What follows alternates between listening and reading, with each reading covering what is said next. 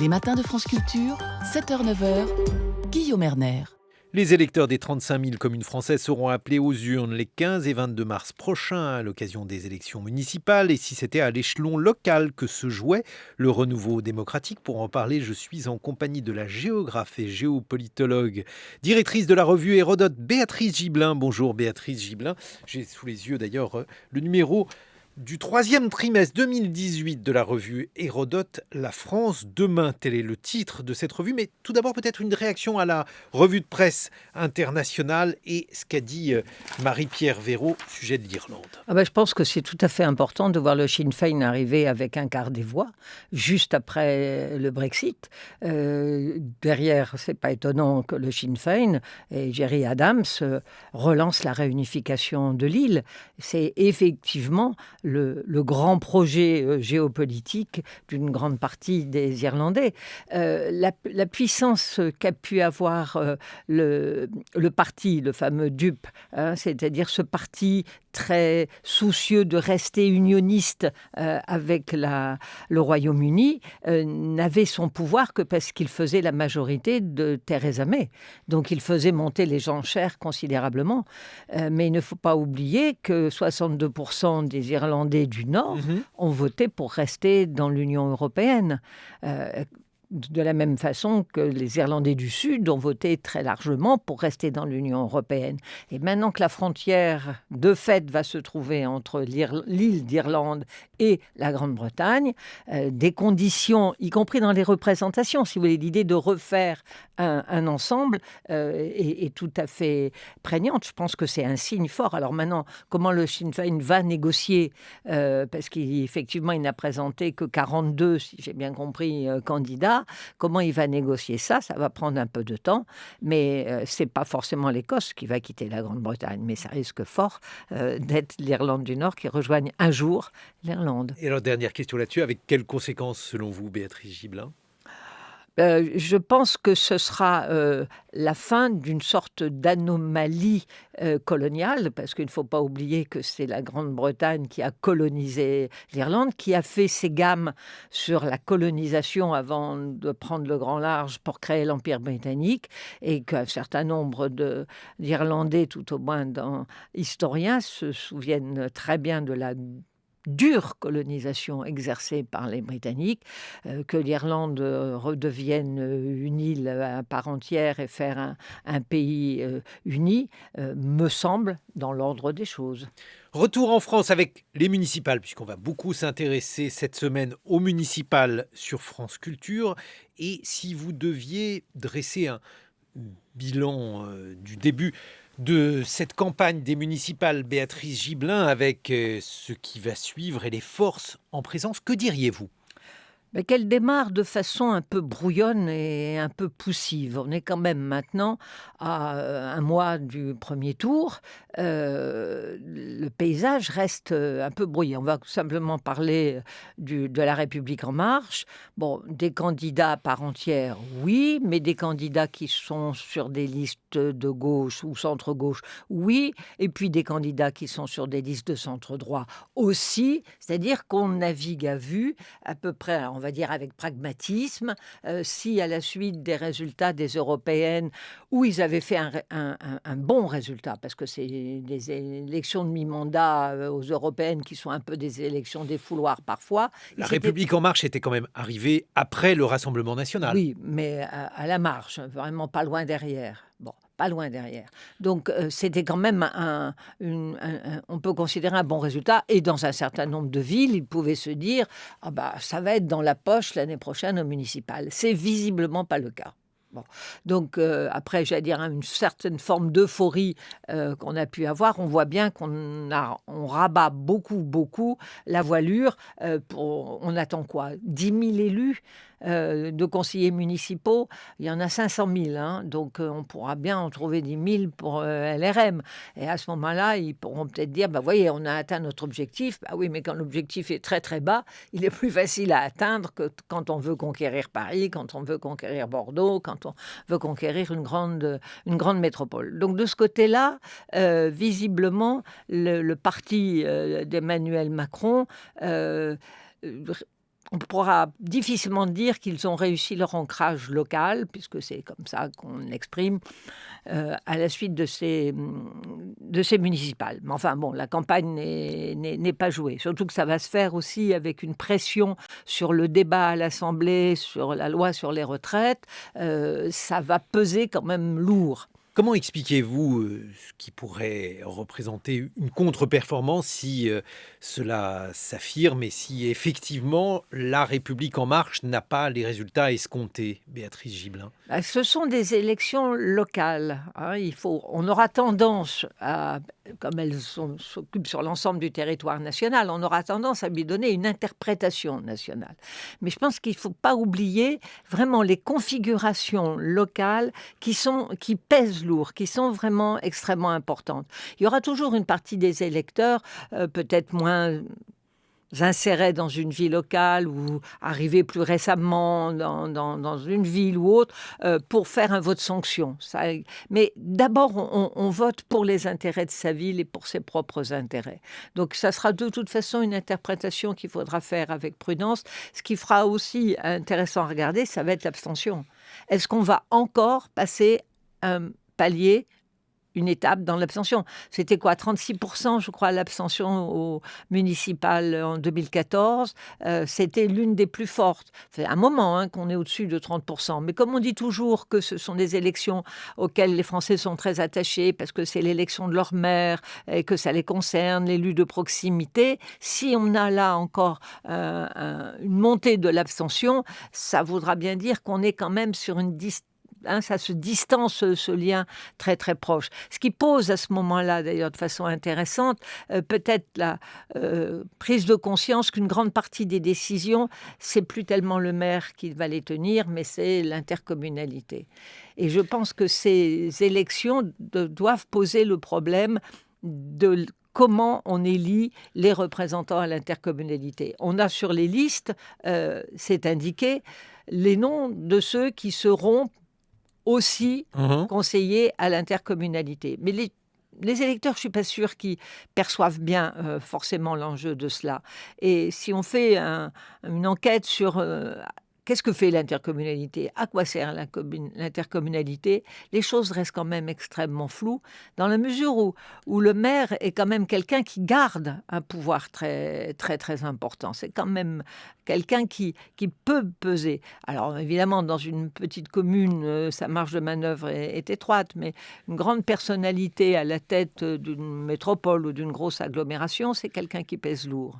On termine avec un tour de piste des partis politiques et les résultats escomptés aujourd'hui. Le Rassemblement national, Béatrice Gibelin. Alors le Rassemblement national, faut pas, même si le débat a été catastrophique en 2017 face à Emmanuel Macron pour Marine Le Pen, elle avait quand même engrangé 1 600 000 voix de plus. Si on prend les chiffres absolus, il faut faire attention au pourcentage, il faut regarder combien elle avait récupéré de voix. Ceci étant, on arrive au municipal. Ils sont dans l'incapacité de présenter des candidats, y compris dans leur zone de force, c'est-à-dire le nord de la France et le sud de la France. Ils ont à peu près, on parle de 400 peut-être listes complètes. C'est pas tout d'avoir une personne, c'est qu'il faut quand même parfois aligner 39 noms, 50 noms, faut du monde. Or, en 2014, on n'avait pas été trop regardant sur qui on mettait à la tête des listes. Et puis, on s'était vite rendu compte au parti qu'il y en avait qui étaient vraiment pas très présentables. Donc, dans une logique évidemment d'être prise au sérieux, il est évident qu'il faut faire très attention à qui on met comme tête de liste. Je vais prendre une ville comme Calais, si vous voulez. Calais, où Marine Le Pen a fait des scores importants, bien évidemment liés à la jungle de Calais, à une présence migrante qui s'est considérablement diminuée, bien sûr, mais ça lui a permis d'engranger beaucoup de voix. Or là, ils ont parachuté quelqu'un que les Calaisiens ne connaissent pas. C'est pas du tout évident que le Rassemblement national puisse engranger à Calais toutes les voix auxquelles il l'avait espéré. Prendre le bassin minier, c'est Hénin-Beaumont, où il y a effectivement la circonscription de Marine Le Pen, avec Steve Briois, qui est maire d'Hénin-Beaumont, qui n'a pas fait de vague, qui va être réélu, je pense, peut-être même confortablement. Va-t-on pour autant assister à ce qu'ils espèrent, c'est-à-dire, au fond, c'est une sorte de coalescence où par contagion, les mairies voisines vont voter Front National. Bon, par exemple, s'ils mettaient Lens dans leur escarcelle, Lens qui est considérée comme la ville-centre de la partie ouest du bassin minier, ça aurait un impact extrêmement important. Mais ce n'est pas encore gagné, même s'ils ont plutôt un bon candidat à cet endroit-là. Donc, on n'aura pas forcément... c'est toujours difficile d'être devin, il faut être très prudent. Mais moi, je ne m'attends pas, si vous voulez, à des gains massifs du Rassemblement national. Il y en aura, sans aucun doute. Et surtout, ce qui est intéressant, c'est qu'ils vont garder les mairies, alors que ça n'avait pas été le cas dans les années 90. Ce sur quoi insiste le Rassemblement national, c'est que le frontisme municipal, je ne sais pas comment on peut dire avec le Rassemblement, c'est plus compliqué, Béatrice Gibelin. En tout cas, le frontisme municipal, ça fonctionne aujourd'hui, contrairement justement à la période des années 80 et 90. C'est l'élément de langage, en tout cas, du Front National aujourd'hui. Ils ont appris, si vous voulez. Ils étaient partis sabre au clair, on va dire, dans les années 90, Toulon, Vitrolles. Et là, on a dit... Il y a eu des problèmes de gestion à Toulon. Et puis, j'allais dire, une action municipale qui se voulait très visible. Là, ils ont compris que ce n'était pas du tout comme ça qu'il fallait s'y prendre et qu'il fallait être beaucoup plus prudent. On n'a pas rien bouleversé. On a fleuri beaucoup. On a parfois mis en place une police municipale bien visible. On a cessé de financer des associations comme celle des droits de l'homme ou autres, mais ça ne gêne pas grand monde dans l'électorat. On a bien cultivé les associations de personnes âgées. On a, d'une certaine façon, fait ce qu'il fallait. Une gestion où on n'a pas lancé de grands travaux, donc on n'a pas eu d'investissement majeur à faire. Donc on n'a pas eu à bouger les impôts. On les a peut-être même parfois plutôt baissés. Donc pour le moment... j'allais dire une gestion plutôt soft, plutôt prudente, qui va faire que je serais étonnée qu'on ait vraiment de grandes déceptions du côté du Rassemblement national pour les candidats qui vont se représenter.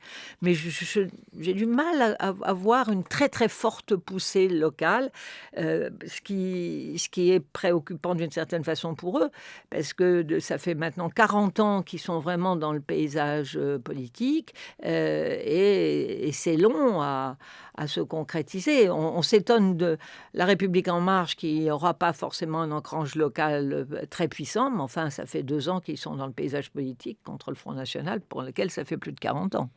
Et enfin, le parti écologiste, Béatrice Gibelin. Alors là, ils en attendent beaucoup. Bien sûr, on dit même que le candidat vert pourrait emporter à Bordeaux. On a quelques... Alors, moi, je serais toujours beaucoup plus prudente, parce qu'au moment où on met le bulletin dans l'urne, faut voir comment les choses se passent. Et puis, on peut dire, oui, je voterai volontiers vert, et puis pour finir, pas aller voter, parce qu'il fait beau, et que j'ai autre chose à faire. Mais il y aura assurément une percée écologiste cette fois-ci. La prise de conscience, je crois, par une grande partie de la population, des questions d'écologie, non seulement le réchauffement climatique, mais les problèmes de pollution, les questions respiratoires, tout ceci est véritablement pris en compte désormais.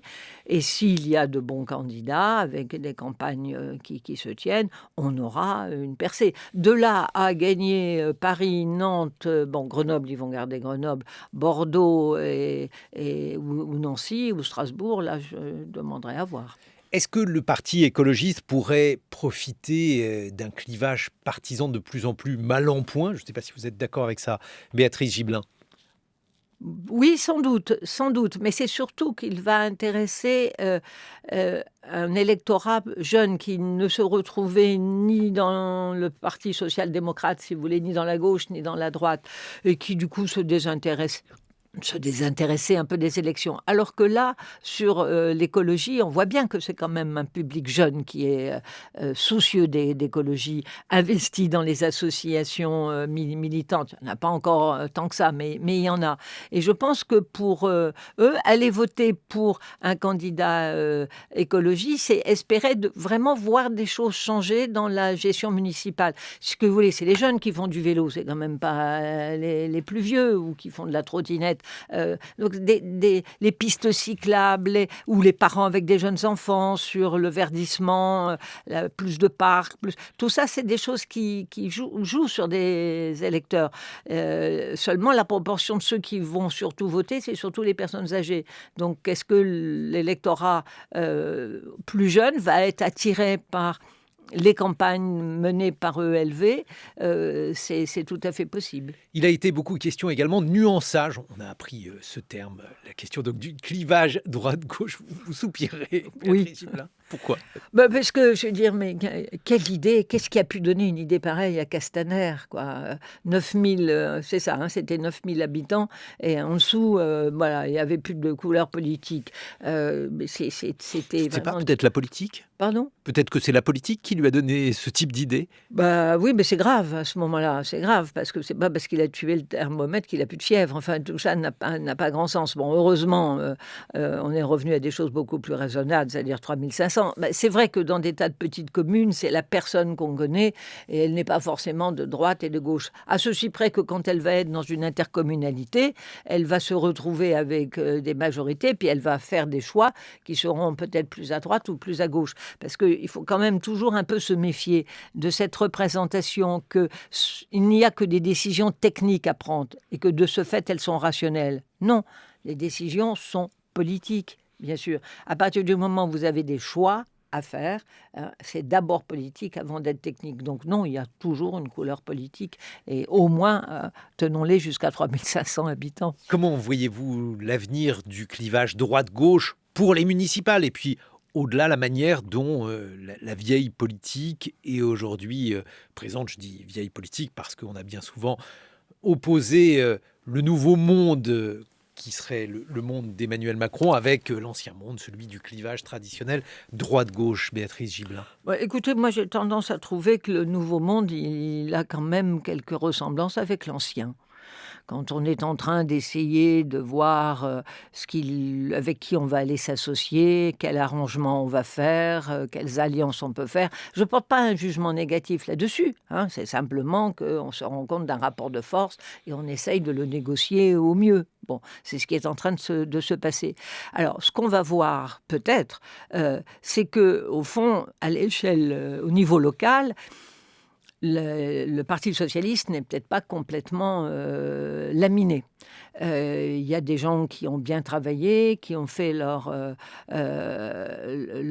boulot de maire depuis plusieurs années. Bon, si Martine Aubry, par exemple, recandidate à Lille, ce n'était pas forcément l'idée qu'elle avait au départ.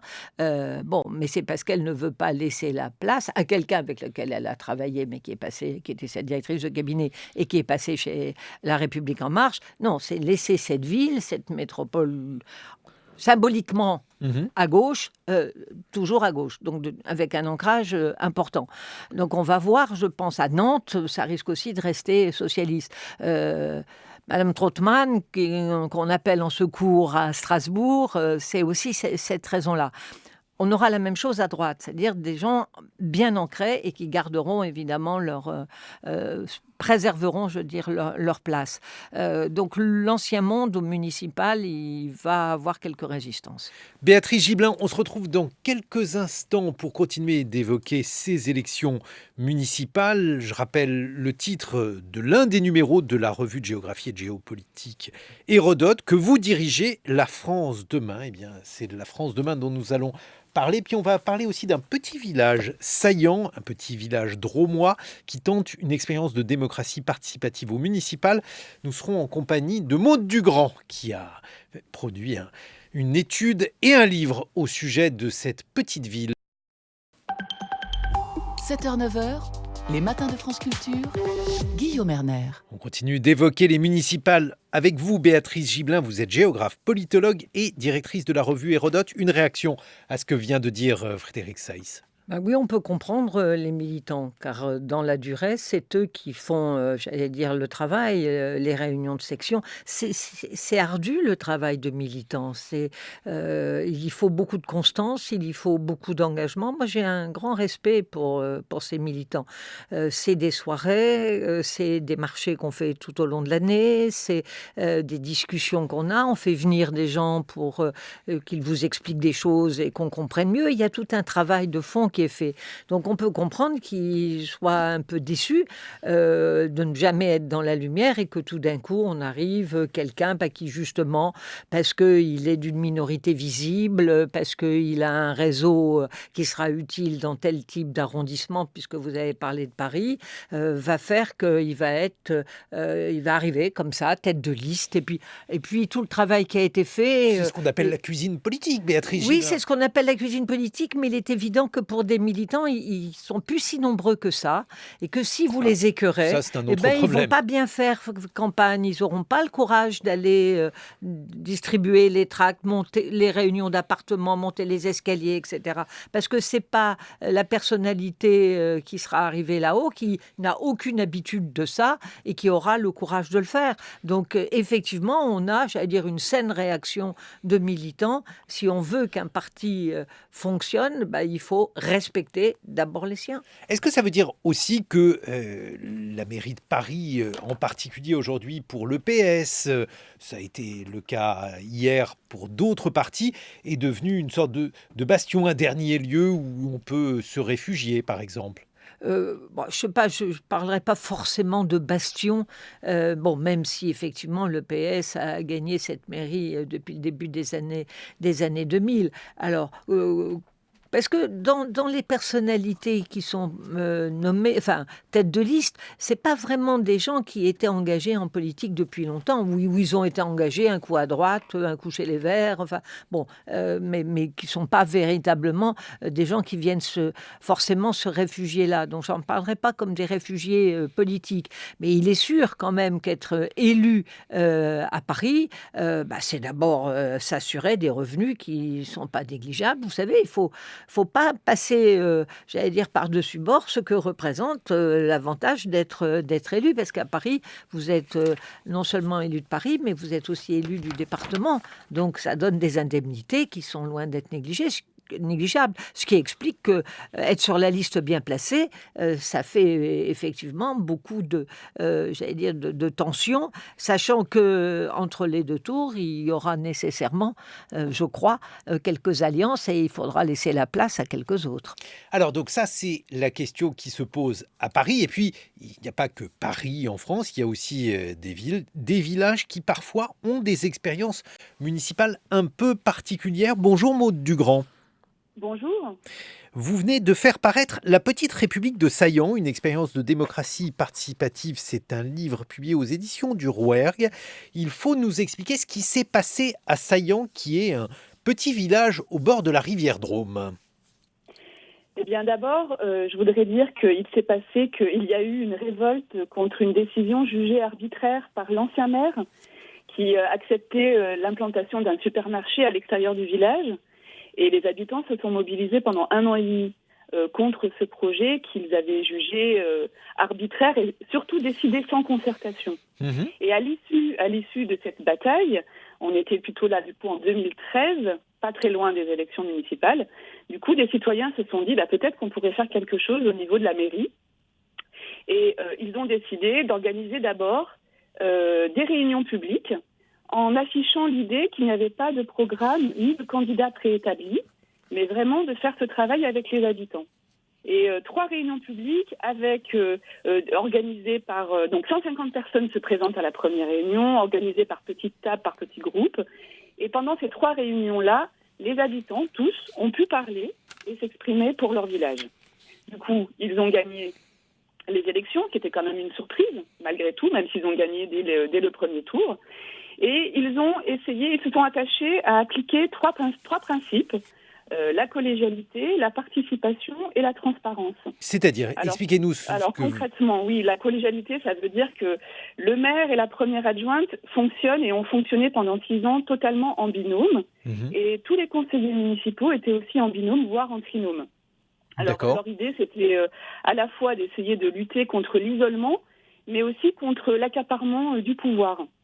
Ce qui est intéressant aussi de savoir, c'est que les indemnités ont été réparties sur l'ensemble des conseillers municipaux. Vous savez que les indemnités ne sont pas très élevées dans les petites communes. De quel ordre qui demandent énormément. Alors, par exemple, le maire a eu droit à 900 € par mois parce qu'il avait il avait la possibilité de réduire son temps de travail.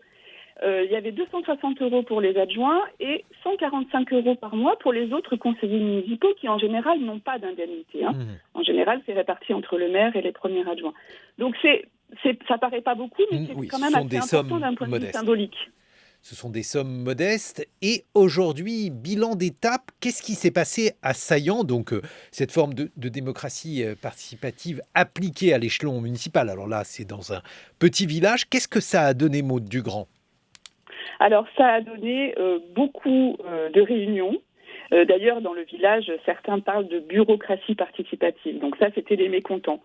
Mais ça a donné aussi une certaine vitalité. D'ailleurs, une deuxième liste se présente pour les élections. Donc, on est dans une période où parfois des villages ont du mal à recruter des élus. Donc là, on n'est pas dans cette réalité-là. Donc, beaucoup de projets. Le principal, ça a été la réforme du plan local d'urbanisme qui a permis de tester à grande échelle la participation en mettant en place un système de tirage au sort. Pendant 2 ans, 12 citoyens, dont 4 élus, ont planché sur cette réforme et ils ont réussi à faire venir quand même 400 personnes. Donc là, il a fallu faire preuve de créativité pour faire venir des gens sur un sujet pareil, qui est quand même très compliqué. Et donc là, ils ont réussi à mobiliser par des ateliers, des réunions publiques, des réunions de quartier. Mais ce fut aussi un moment de bascule qui a fait naître une opposition assez claire dans le village parce que le PLU touche à la question de la propriété privée et de l'intérêt collectif et des intérêts antagonistes. Et malgré la participation, on n'échappe pas évidemment à ces clivages. Alors ça, on peut dire que ça a plutôt fonctionné. Qu'est-ce qui a moins bien fonctionné ou qu'est-ce qui a provoqué plus de bisbilles au sein du village, Maud Dugrand? Alors, je dirais que certains habitants ne se sont pas retrouvés dans le processus parce que aussi les fonctions symboliques comme celle de la figure du maire ont été remises en cause.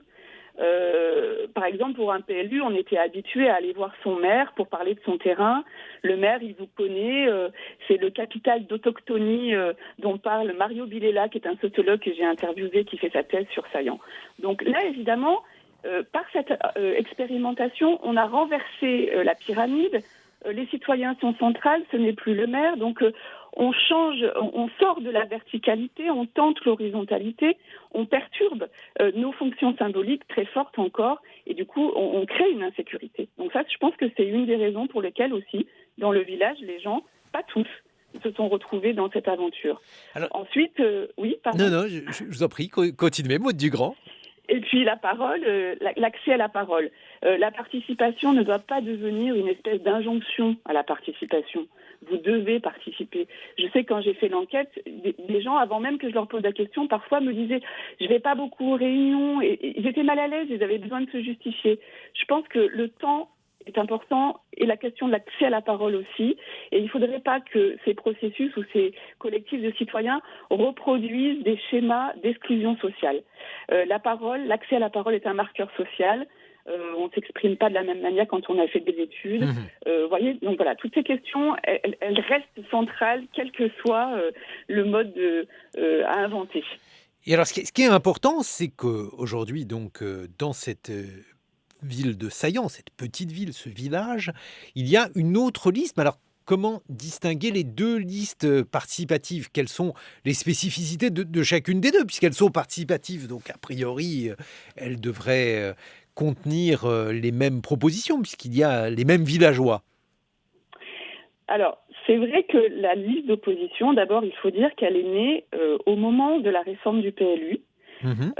La mairie a eu l'idée à ce moment-là d'organiser des cafés autour des questions de l'urbanisme et a eu l'idée d'organiser une première réunion publique autour de l'habitat démontable. Donc là, c'est les yourts, les caravanes. dans le PLU un petit point. Ce qui est un grand sujet dans la Drôme. Oui, tout à fait. Mais pas que dans la Drôme, parce que dans des travailleurs saisonniers qui vivent dans des habitats insalubres, il y en a partout en France. Mais du coup, le PLU permet dans certains cas de pouvoir vivre, de mettre à disposition des terrains et dans des conditions où les habitants peuvent payer des impôts, en fait, clairement. Mais c'était un tout petit point de détail du PLU, et la mairie, naïvement, je pense, a eu envie d'aborder cette question et la mettre sur la place publique. Et là, ça a été un vrai vent debout, une opposition forte est née parce que des habitants craignaient d'attirer des populations marginalisées, en fait. Et donc, d'abord, un collectif est né, et ensuite est née une liste d'opposition. Donc, c'est vraiment né d'une réaction au départ, de la façon dont le PLU était peut-être mené, et aussi de la façon dont étaient mis sur la place publique des sujets que finalement on préfère mettre un petit peu au fin fond d'un dossier. Vous voyez, c'est un peu caché, moi, ce sujet que je ne saurais voir, quoi. Voilà.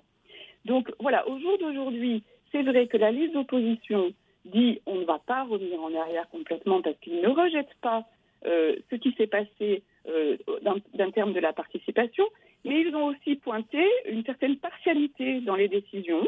Ils ont aussi pointé des erreurs qui ont été commises par l'équipe actuelle, notamment autour de la gestion de l'eau qui ne sera plus municipale et qui sera confiée à un syndicat de 3 communes. Cette histoire-là n'a pas été gérée d'un point de vue de la participation. Et ça, la municipalité actuelle l'a reconnu, hein.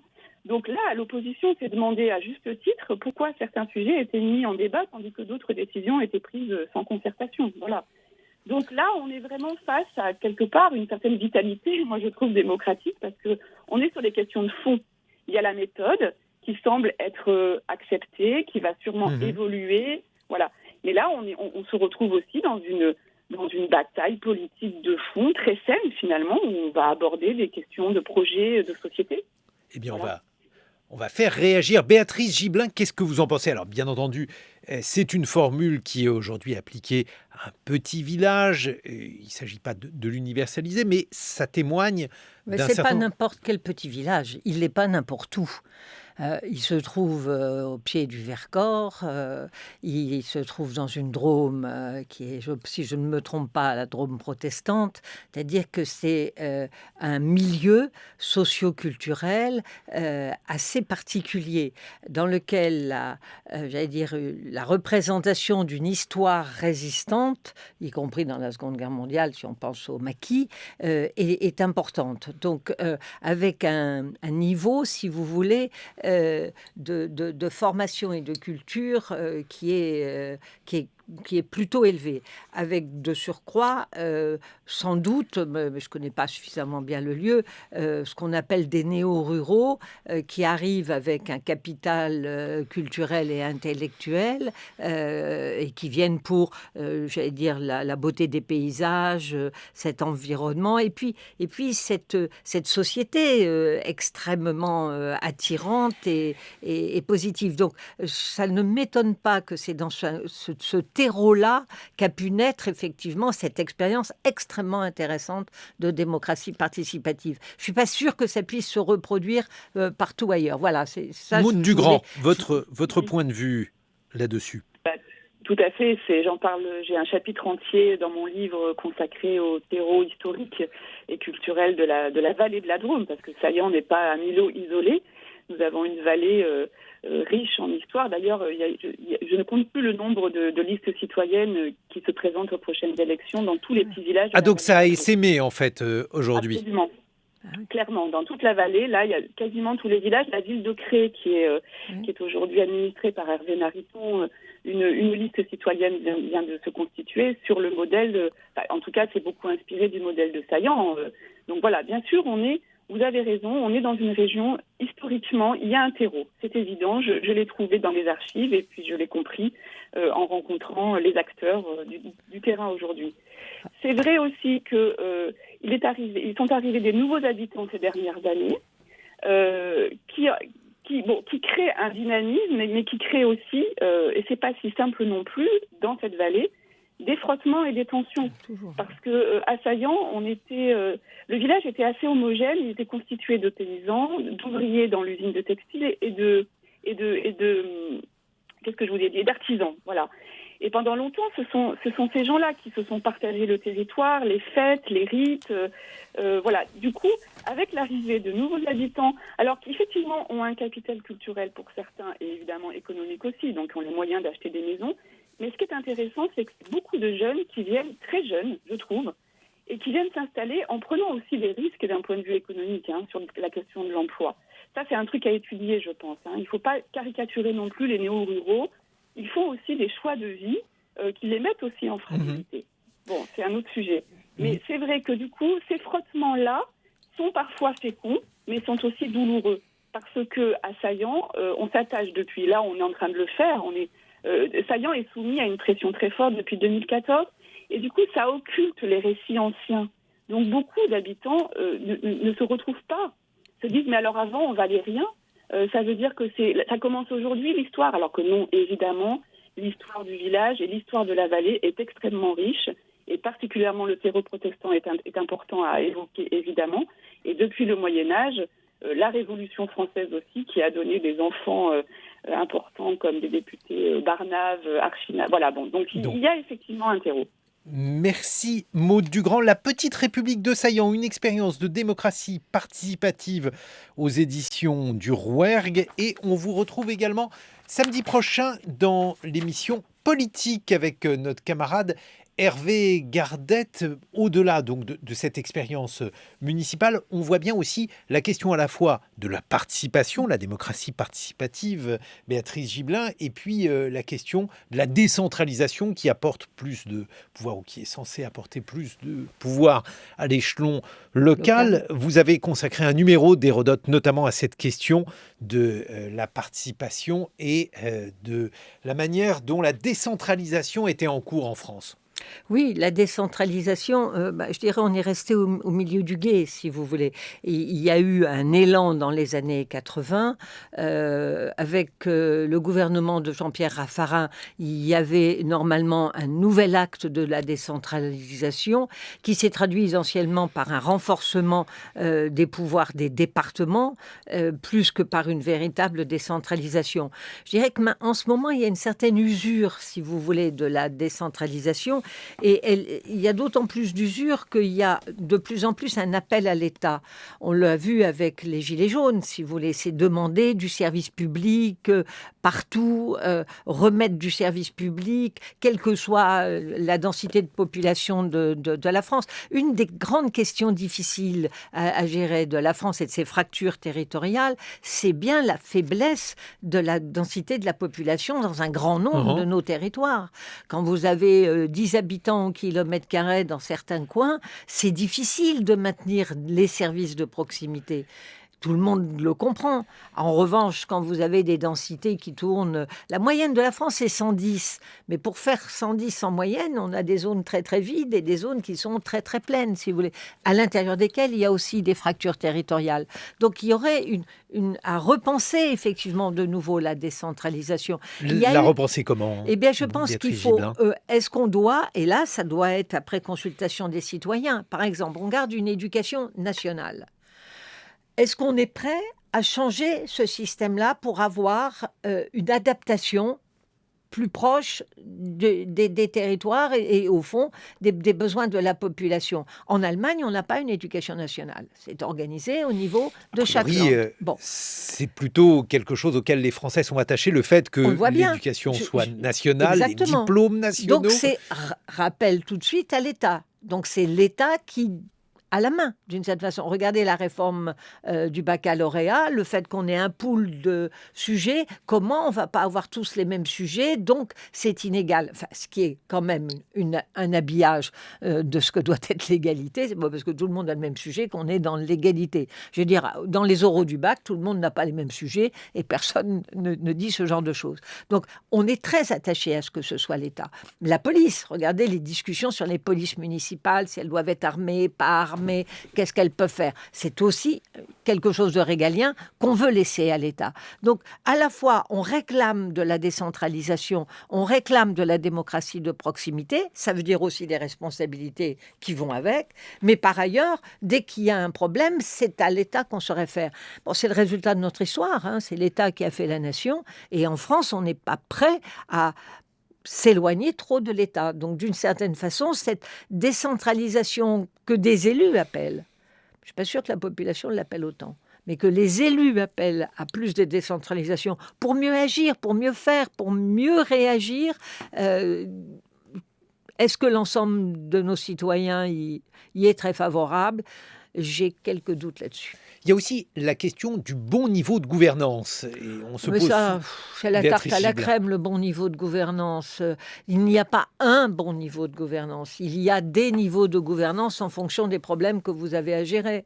Ça veut dire quoi, le bon niveau de gouvernance ? Il y a des choses qui seront très, très bien gérées. On va prendre la santé. Bon, la santé, on a des grandes différences de niveau de santé sur l'ensemble du territoire. Bien, tout le monde, au-delà même du métier qu'il peut faire, il y a des conditions, on va dire, mais y compris environnementales, qui font qu'on a des espérances de vie, mais qui sont déterminées d'abord par, évidemment, l'histoire économique et sociale de la personne.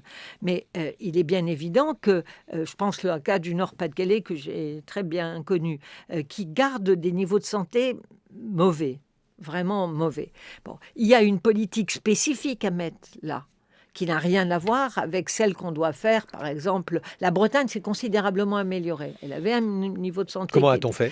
Mais justement, c'est intéressant la Bretagne, parce qu'on se rend compte que c'est sur tous les indicateurs, ça va mieux. Ça va mieux sur les indicateurs de résultats scolaires, ça va mieux sur le taux de chômage, ça va mieux sur la santé. Alors, est-ce que c'est dû à, j'allais dire, un réseau d'élus qui ont pris vraiment en charge cela? Est-ce que c'est dû à une sorte de composante socio-culturelle qui a joué avec une idée que être breton, la Bretagne, ça comptait? Je pense qu'il faut tenir. On parlait avec Saillant, si vous voulez, de ces soubassements de terreaux locaux. Et dans le Nord-Pas-de-Calais, je crois, parce qu'on avait une proportion de population sous-prolétaire très, très élevée, dans des proportions très fortes. Et c'est extrêmement lourd et il faut énormément de temps et énormément de moyens, pas seulement des moyens financiers, mais quand vous voyez qu'à Lens, qui était quand même le centre même du bassin minier, on a fermé le service de pneumologie parce qu'on n'a pas trouvé de pneumologue pour être à l'hôpital de Lens, au cœur d'un pays qui a été le pays de la silicose. Donc ça veut bien dire qu'on a des problèmes sérieux et que la santé devrait pouvoir se régler à cette échelle-là beaucoup plus. Et les agences régionales de santé n'y suffisent pas, bien évidemment. Il y a d'autres questions qui ont du mal parfois à se régler à l'échelon local. Par exemple, la question du logement qui est très largement invoquée dans ces débats au municipal. Bien sûr, mais la question du logement, c'est très très compliqué. L'État verse 42 milliards d'aides sur le logement. C'est pas rien, 42 milliards. Pour un résultat qu'on trouve bien évidemment insatisfaisant. Alors, question du logement, c'est une question d'offre et de demande. Donc, on se dit, là où il y a une forte demande, il faut construire pour répondre évidemment aux besoins. Mais en fait, c'est pas si simple. Parce que, on va prendre l'exemple de Paris, le territoire est très petit, il y a une très forte demande. Donc, on construit où et comment ? Bon, donc les tours, on ne veut pas de tours parce que, c'est un plan environnement, écologie, puis Paris doit devenir un village. Donc, on ne va quand même pas construire des tours dans un village, ça ne se fait pas. Bon, donc, la solution, là, ce serait de dire, écoutez, on ne raisonne plus au sein de Paris même, Paris, c'est trop petit, donc, on fait une métropole, puisqu'on dit ça. Bon, le budget de la métropole, c'est 42 millions de francs. Le budget de la ville de 42 millions d'euros, pardon, excusez-moi. Le budget de la ville de Paris, ça se chiffre en milliards. Bon, il est bien évident que la métropole n'a aucun pouvoir. Or, cette question-là devrait se poser au niveau de la métropole. Et des bassins d'emploi. Bordeaux. Tout le monde a dit « Oh là là, le TGV, mais c'est scandaleux, ça fait monter les prix. Les Bordelais ne peuvent plus se loger. » À part que c'est les Bordelais qui vendent très cher leurs propres appartements à ceux qui arrivent. Mais pourquoi, quand on décide de faire, je sais que ça a mis du temps, de faire la ligne à grande vitesse à Bordeaux, n'a-t-on pas pensé que cette arrivée d'un grand équipement allait générer à ce moment-là une demande de logement importante. Donc, grande infrastructure, grand équipement, à ce moment-là, il faut penser logement. Et ça pourrait peut-être aller beaucoup mieux parce qu'on y met quand même 42 milliards.